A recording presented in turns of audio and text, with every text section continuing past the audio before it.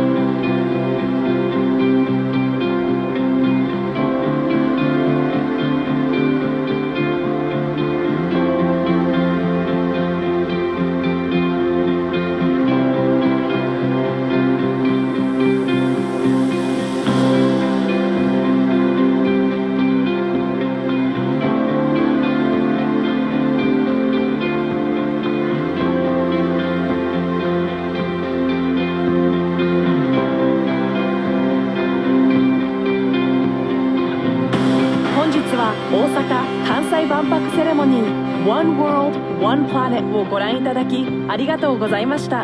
バーチャル万博アプリを通じて願いの投稿をすることであなたも One World, One Planet に参加できます。